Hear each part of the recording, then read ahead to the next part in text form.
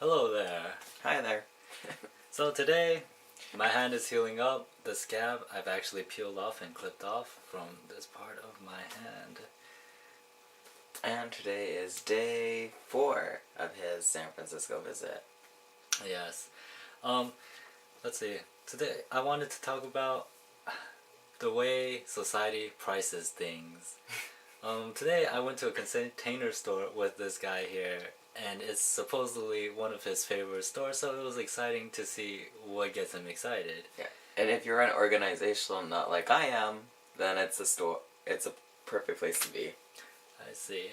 And I guess maybe it's all the excitement that got to him, but when I was at that store, the pricing seemed a little odd to me. And needless to say that when you're in your favorite store by yourself with a credit card, how much you'd actually pay is weird. How much is worth paying for something is... Okay, I think he got lost, so I'm gonna pick up from here. Some things that he seemed willing to pay for, I thought was a little bit out there. So I asked him, before he looked at the price tag, I covered it up and I asked him, how much would you pay for this? And then for one of the items, he said like $7.99. Then when I uncovered the price tag, it was $24.99 for something that was like a dish rack. Yeah. So we pretty much came up with our own game, and which works better if you're shopping with somebody. Yeah. And the way it would work is you're walking down the aisle, you see something that you like, your friend will cover the price for you, and then you state how much you're willing to pay for that item. And I gave myself a margin of error of like $1.50. Yeah, so hopefully they don't see the price tag first, or if you find something you think they might like, cover the price tag beforehand and have them guess. And so many of his guesses were very, very under the actual cost. So practically everything I was looking at was more than what I was willing to pay for it. If he was in his right mind, but when he sees it before it's covered, like when he sees it and the price just there, it doesn't click into his mind that it's overpriced. So basically, this game kind of gives you the opportunity to think for a moment about how much you're willing to pay for the item before, instead of seeing it first and thinking, oh my god, I need that. Exactly.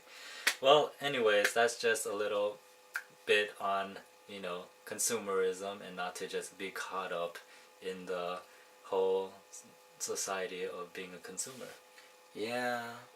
And if you're looking to save money, and if you don't necessarily have the money to be shopping around, it helped a lot. I mean, I easily could have spent $30, $40, maybe $50 on things I may not needed as much. But because I knew how much I was willing to pay for his hand, I was like, yeah. The game helped him a lot. It did. He didn't like it, but it did help him a lot. Well, I liked it, but it wasn't fun when I realized how much I could not get. Okay, anyways, per usual, we're gonna try something towards the end of the vlog, and today we're gonna do a little something different. We're gonna have something healthy, and we're gonna have something unhealthy for once, which is but it'll be interesting to see.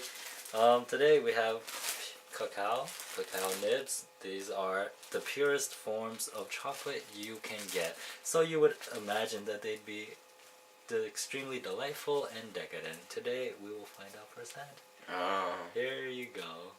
You have a very suspicious sounding voice. And here I go. So let's show them our cacao nibs real quick. Alright, and here we go. 3, 2, 1.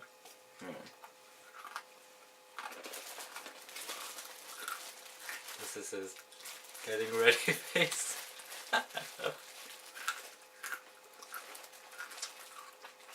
Pure chocolate. This is what this is. Pure chocolate, people.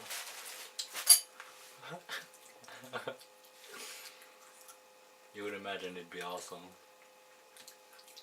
You hear cacao, and you would automatically think, oh my god, These were just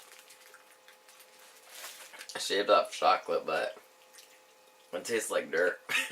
It tastes like he just scooped it up from the dirt. Lots of health benefits. It's a superfood. And Now, what are these health benefits, by the way? mostly antioxidants, good amount of minerals, and some vitamins. Oh. But most people eat it for the antioxidants. Most health people eat it for the antioxidants. Other people put it in their pastries with like a pound of sugar. With, needless to if that. Yeah. So here we are. Speaking of sugar, we are both gonna have a spoonful of sugar. Neither of us are really looking forward to that because it's pretty. Yeah. And I know what you're thinking, like, oh, a spoonful of sugar, how bad can that be? He's a health nut, so sugar, granulated sugar and anything is not really his thing. Yeah, And definitely not. I'm an oddball. I have no sweet tooth. Very odd. Like, something that's not sweet enough for the average person is too sweet for me. He had pomegranate juice today, and it was just pomegranate juice, and he thought that was way too sweet for him. Yeah, and desserts I hate I hate pies, I hate syrups, I just can't do sweets. Alright, so here we go with our Ugh. spoonful of sugar.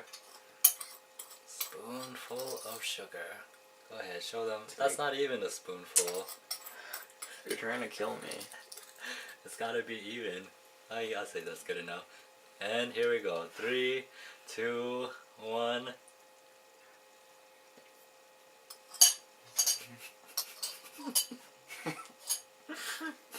Oh my god.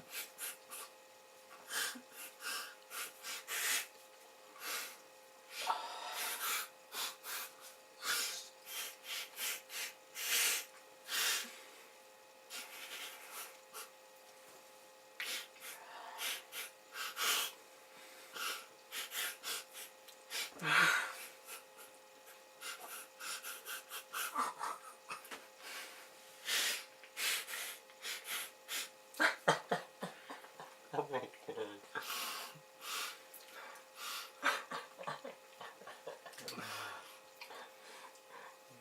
This is proof how much he loves sugar.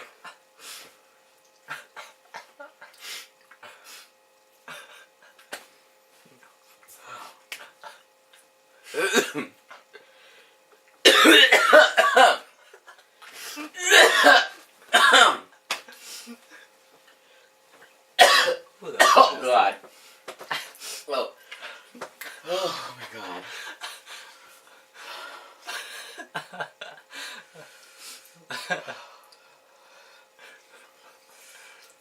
Oh, this is so gross. So whenever you're ready, we can continue.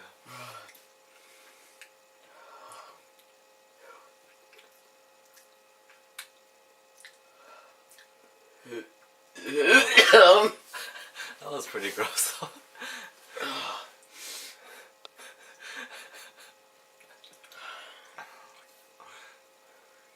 Don't worry. Okay. So how was it? Our first vlog, we tried orange peels. Yes, we did. Second vlog, we tried the kale. What did we try on the third one?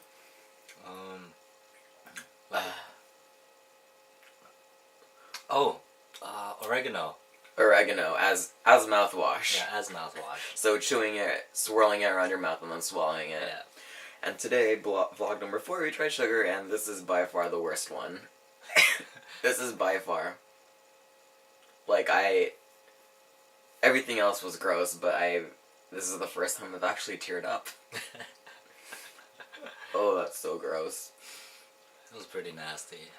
Oh my god. Like, I feel like I'm gonna have diabetes now. I feel like tooth decay, just instant tooth decay coming up. It's pretty gross. Oh, that's so gross.